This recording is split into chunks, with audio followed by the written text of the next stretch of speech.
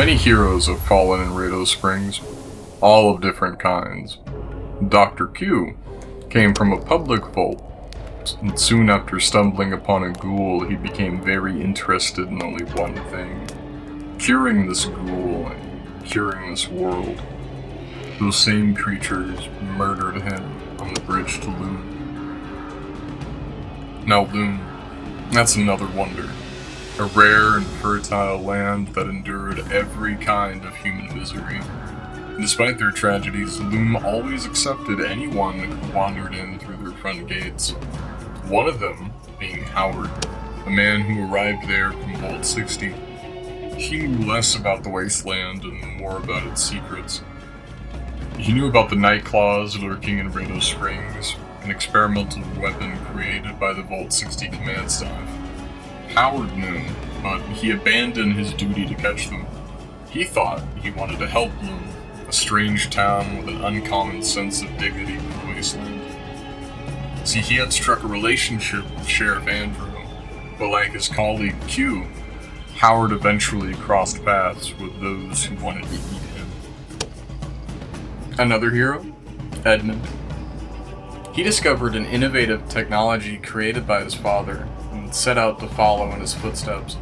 But Loom soon faced its first real problem: the Sideballers, a gang blocking access to the mining site, and they were trying to use the Loomers as miners. Edmund led the negotiations, trying to reason with the raiders, but some people simply won't listen. Ashamed, he took his own life by diving into the swamp. Sheriff Andrew was losing that battle, and the only people by his side weren't his friends, but slavers, a nightclaw, a robot, and a few devoted partners. The shamaness had struck a deal with the Ballers. The sheriff was supposed to go into exile, but instead, he gathered a team of anti-heroes, and the Sideballers were destroyed.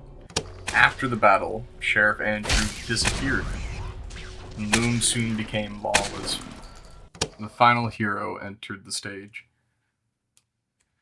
Now the Curvers had hired him to take over Loom and secure the nearby mines, but the true American hero wasn't interested in slavery.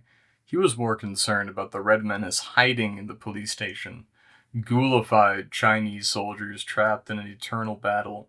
They were working with one of the gangs, the Reapers of Fair Trade, and with their aid, they built an improvised nuke and established contact with the other surviving Chinese soldiers across the US. They found one group with a broken Jian Y-20, and the Reapers had used their connections to acquire blueprints to repair and modify the aircraft to carry bombs. Now the Reapers had desired peace, absolute peace, and hoped for total annihilation, and thus a deadly coalition was formed. The courier, Chewie, unknowingly brought these blueprints, setting off a chain of events leading to Loom's horrible fate. Atomic was also a part of that chain, and the psychological trap of his own mind caused his imagination and personality to merge, both now wanting to destroy the Red Menace. Now Loomers and the Chinese fought, and the good guys seemingly won, but fate had already been set, and the bomb had dropped. And after the battle had ended, everyone saw a bright blaze. Atomic had hid the survivors in the Cheyenne Mountain, and they lived in the caves. Eventually, he felt strong enough to venture out on his own, returning to Eagle's Nest to retrieve his pet mole rat, Terry. The two of them searched for Loom's new resting place, and finally settled on ruins to the south. And with Loom surviving through it all, Atomic did not waver in negotiations with the remaining factions. Loom was to remain free, and for the first time, people realized they could stand on their own. And with a plasma cannon-wielding super mutant who actually understood what a free community was, Loom thrived through the ashes of its scorched past. It took generations of toil to rebuild, but they finally reached the future they were hoping for. Loom suffered again in the following years, but an elder Atomic remained by its side. At one point, Manny managed to track down Atomic, hoping to avenge the Loom catastrophe, only to be disintegrated by a plasma cannon. Atomic was summoned to appear before Groover for killing a top Kerber gang leader, but he never came. and the slave rebellion of 2139 shifted the Kerbers' attention away from Loom and onto the situation at hand. And in the years that followed, the conflict settled, and surprisingly, through gritted teeth, Groover approved of Loom's independence, though with conditions.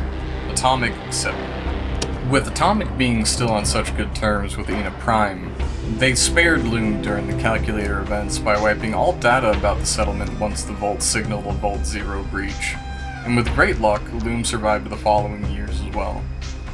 The Night Claws kept hiding, and though some were captured by Vault 60 agents, both kinds survived and endured for the following centuries. The Watchmen had initiated the 2139 rebellion, but apparently died during it, and their true fate remains unknown.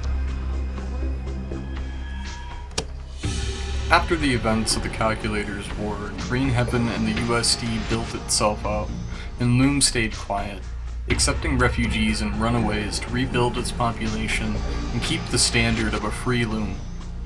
In 2220, Green Heaven and Loom cut a deal. In exchange for Loom's cooperation in slowing down the USD's expansion, trade routes were opened between the two havens, and in 2226, Atomic was left out of the talks forming the Federation. But after hearing about it, he was more than welcoming to the idea, allowing Federation occupation in Loom, further cementing Loom as a safe haven for those who could not make it to the Green Heaven. Loom thrives until 2236, when Green Heaven's ticket system comes to fruition. Disavowing the system, Atomic believed that anyone deserved a chance to function in Loom.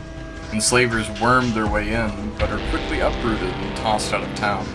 A few slavers managed to steal a few people during the dead of night, planting the fear of slaver boogeymen until the gunrunners appeared. And it's not until 2249, with the gunrunners' appearance, Atomic seized the opportunity, offering helping hands and locations to sell.